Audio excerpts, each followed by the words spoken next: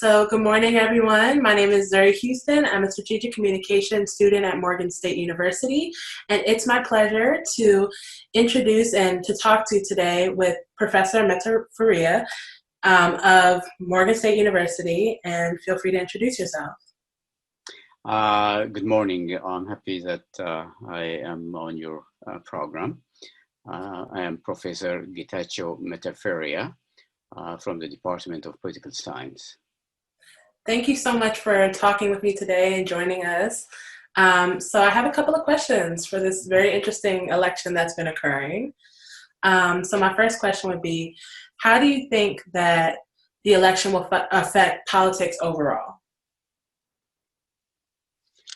It has already did affect the politics, the social, and all aspects of the American society. And not only the American society, it has some ramifications globally as well. So it's going to affect the American politics. Number one, we are going to demonstrate, we are going to see if the rule of law is going to prevail or not, or the rule of man, on the other hand, is going to prevail. The political dynamics have also affected the society in general by polarizing the society. And this is the first time, I guess, after a long, long time, maybe during the Watergate period, when we used to call the imperial presidency, where the president became above law. And now we are basically seeing the manifestation of that situation. So it has really changed the political dynamics or the political air of the situation. And in the last 4 years, we have seen the polarization of the society and the fact that the people seem to be alienated from the political system. So that's, we can say a lot about the situation, but again, in few, that is the exact explanation of the situation as I see it. Well, thank you. Considering that we don't know who the winner of the election will be yet because of how everything is going with mail-in ballots, how do you think the parties that are, going for election will handle the predicted winter spike in COVID-19? Well, it's unfortunate that we have lost already more than 230,000 people. That is the large number throughout the world. And it depends who is going to be in the White House. If President Trump prevails this election and stays in the White House, the situation is going to be the same, meaning that the status quo will be maintained. Denial of the situation, for example, the fact that it does not give credence to the scientists, to the experts, and the fact that the politicians are going to find solution for a situation that needs a scientific explanation and a scientific solution to the problem. So the situation could prevail. On the other hand, if the Democratic nominee prevails, and then hopefully he's going to change, as he had said, he's going to listen to the scientists. When Trump says that he's going to fire Dr. Fauci, he said he's actually going to hire or rehire Fauci. So hopefully the situation could change. The fact that the person who is in the White House basically tells us the situation, the environment of the political dynamics. The fact that a person is changed, a new person comes into the White House, will give us some hope. If that hope is going to be fulfilled, that's something else. But at least there will be hope. People who feel that they are alienated will feel that they have at least somebody on their side who would be working. Because a lot of people have lost loved ones, and we don't know the situations, the characteristics of this disease, this pandemic. Hopefully, in due course of time, we'll find some solution in collaboration with scientists and in collaboration with the international community as well, because the United States does not live in its own cocoon. It has to work with the international community as it has done before before this for years. So basically, that is the situation. Thank you so much. And Mhm. my follow-up, speaking of internationally, how do you think the next 4 years will play out politically in terms of like laws, race relations, or international relations, depending on who wins the election? Well, again, if President Trump still carries the day, it's going to be the same old story. Things are not going to change. The United States is going to be alienated from the international community, which it has prevailed in the last or helped maintain or institute international organizations since the end of the of World War II. Now we have basically ejected or took ourselves out of that situation, and we have lost confidence among our allies. On the other hand, if the vice president wins this election, again, I'm sure that is going to change because he has a good experience in international organizations.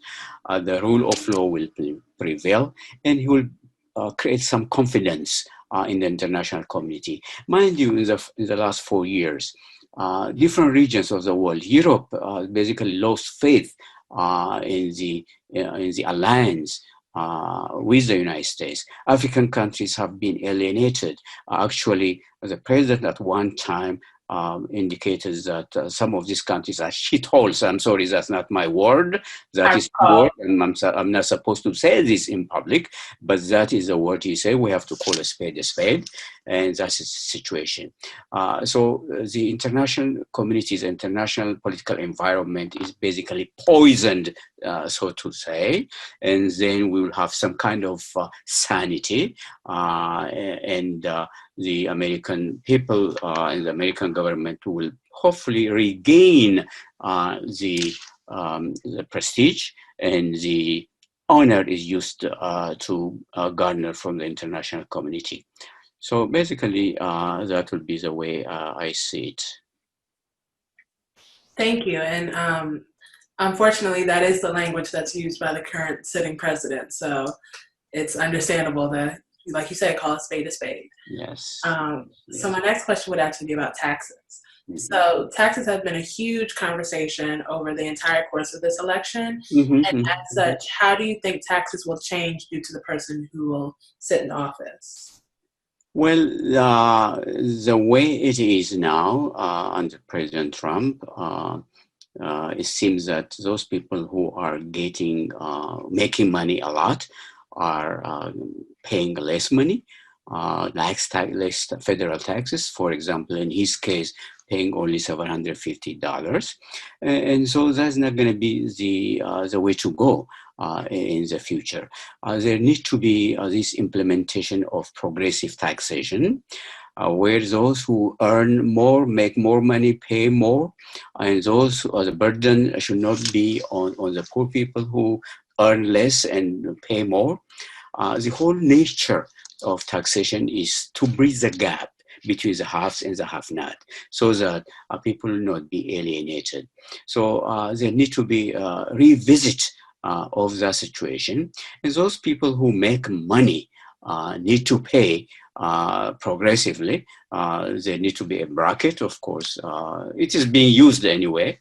I'm not indicating or telling that something new needs to be invented, but it is already there.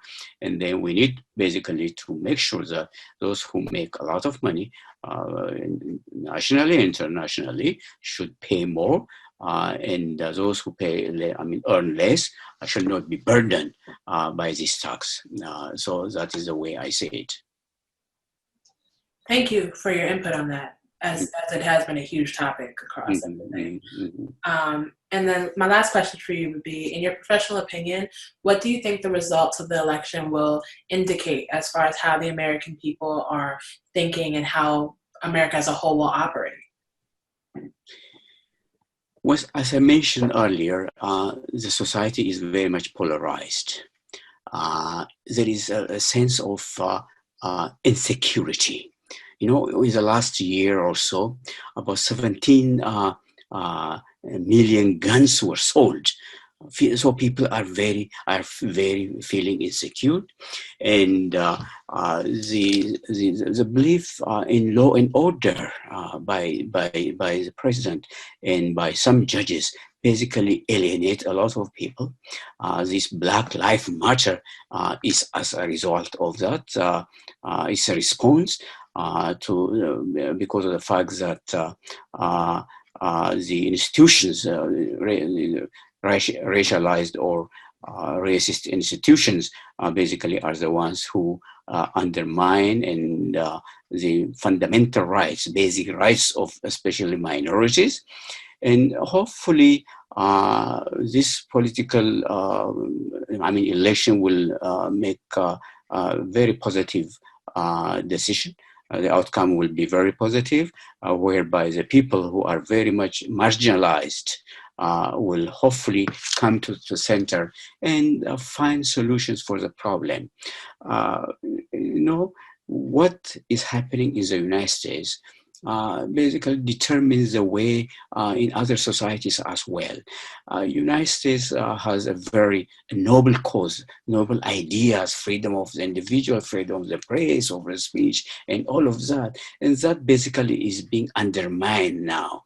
And then international communities will say, what is going on? That's what they ask us when we call in different countries. They say, what is going in the world, in the United States? And we don't really, we don't even know what is going on, but we know that things are going the wrong way and not the right way. And that's not going to be the way in the future.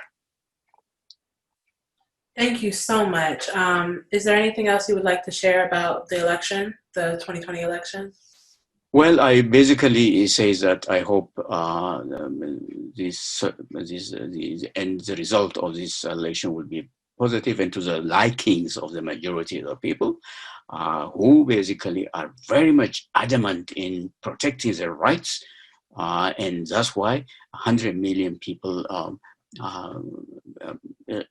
voted, casted their vote before the election day.